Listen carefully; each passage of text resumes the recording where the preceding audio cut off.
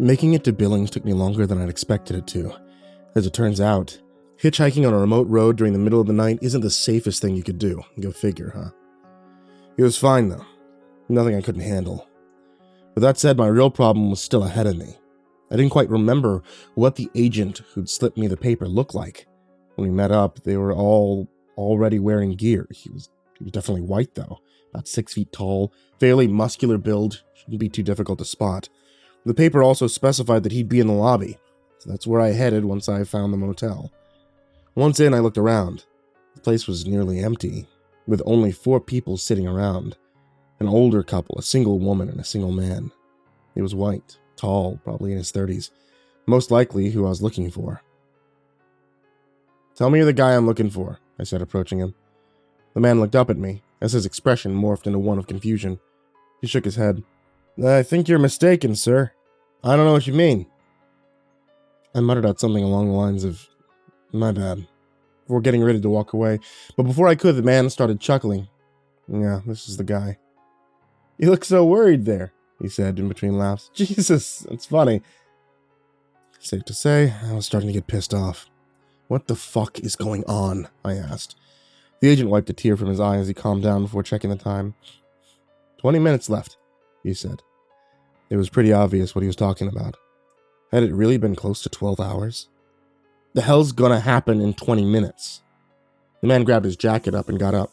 "Nothing good. Follow me." "Follow you to where?"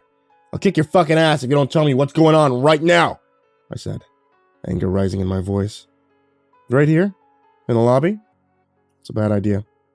"Come to my room and do it there instead," he responded. Before I could say anything else, he was already walking up the stairs. I followed close behind, nearly fuming at how shady he was acting. Once he opened up the door to his room, I couldn't help but stop myself from lunging in and grabbing his throat. He didn't fight back, but at the same time, it didn't seem like he needed to. His neck inexplicably felt like a thick steel pipe. And the harder I gripped, the harder it hurt my hand, and soon enough, I just let go. I stepped back, a dumbfounded expression on my face. The agent checked the time again. "You done now?" I didn't respond. He grabbed the bottle of whiskey from the mini fridge and poured out 2 big glasses, sliding me one while downing his at the same time. "I'd recommend you drink that quick," he said. I took a deep breath, calmed myself down. "What did you inject me with? What's going to happen to me?" I asked. "Well, you're going to find out if you keep asking questions," he said. "And trust me, you really don't want to fucking find out." He opened up the closet and unlocked the safe inside. He took out a briefcase, flipped it open to reveal 4 syringes. This time they were filled with a blue liquid. "Drink up," he said, gesturing toward the liquor. "'Cause this is gonna hurt." "If you think I'll let you inject me with something else, you're a fucking idiot. Tell me what the hell is going on right now," I responded. He laughed obnoxiously. "You're calling me an idiot? The same guy who put enough trust in the government to take one of the most blatant, sketchy jobs of all time is calling me an idiot. That's rich. You guys should have jumped out of that fucking truck when you had the chance."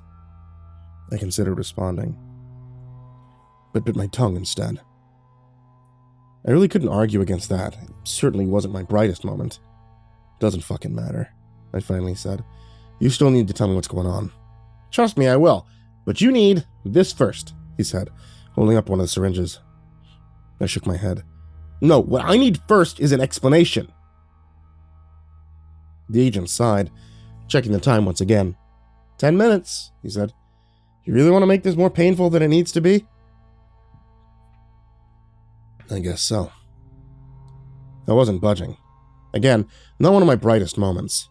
The man shrugged, sitting back in his chair. "So be it. We'll wait."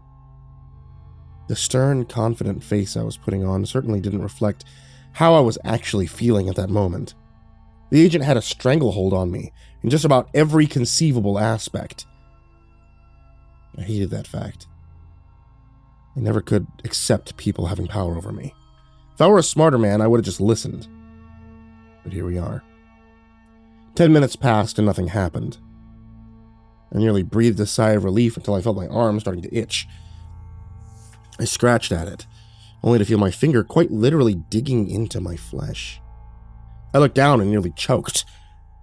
It looked like my skin was rotting away, and it was spreading fast. "So," the agent said, holding up the syringe, "you want it now?" "Fuck it," I spat, catching it as he tossed it to me. The pain was starting to become unbearable. I stuck the needle into my vein and pumped the mystery liquid into my bloodstream.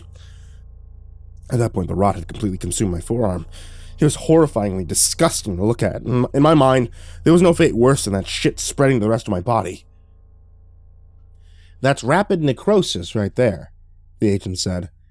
"And you just injected the antidote." I felt immense relief immediately after. I watched as the rot slowly crept back down my arm before disappearing completely. In that moment, a wave of euphoria washed over me. I've never had heroin, but I imagine the sensation would be comparable. "Enjoy the feeling," the agent continued, "because the hard part's coming up." I didn't have to ask what he meant by that. It was as if a flip had suddenly switched. The euphoria was immediately replaced with the most excruciating pain I'd ever experienced in my entire life, even worse than when the rot was consuming my arm. "That's why I made you the drink," the agent went on. "The pain will only last 10 minutes. Try and keep it down, though. We don't need any noise complaints." Those 10 minutes seemed like 20 hours. If you were to ask me exactly what I was feeling, I would have had a hard time describing it. Hell, simply put, it was hell. As if every molecule in my body was being tossed into an industrial meat grinder before the remnants were dropped into molten lava. I laid on the ground for a few moments after it had passed. To tell you the truth, I wanted to lay there for a lot longer. Then I remembered where I was. I leapt up, rushing back at the agent. If I was pissed before, I was about to explode now. "What the fuck was that?" I screamed in his face as I began trying to strangle him again. It was strange. His throat didn't feel like metal anymore. It felt like regular flesh.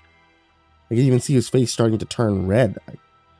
I grinned. I was finally getting the upper hand. It seemed like the antidote had more than a few side effects. But that didn't last long. He grabbed my arm and elbowed me in the face before somehow managing to reverse our positions and mount me. And from there, he put me in an arm lock. "All right," he said. "You got that out of your system? Can I explain to you what the fuck is happening now?" I tapped the floor, signaling yes. "All right," he said, letting me go. "We could finally make some progress." He pulled up a chair and sat down. Still panting from our short grapple match, I did the same. "Why'd you kill my team?" I asked. "If we told anybody about the UFO, nobody would ever fucking believe us. Hell, why'd you hire us in the first place?" "Slow down," he said. "One question at a time. First thing you need to know is..." He paused for a moment, almost as if an uncomfortable thought had just crossed his mind. "There was no UFO crash. No aliens. That was all fake." I buried my face in my hands, trying to wrap my head around what the hell he just said. What? "Before I continue, you want that drink now?" he asked. I nodded. Seemed like I was gonna need it.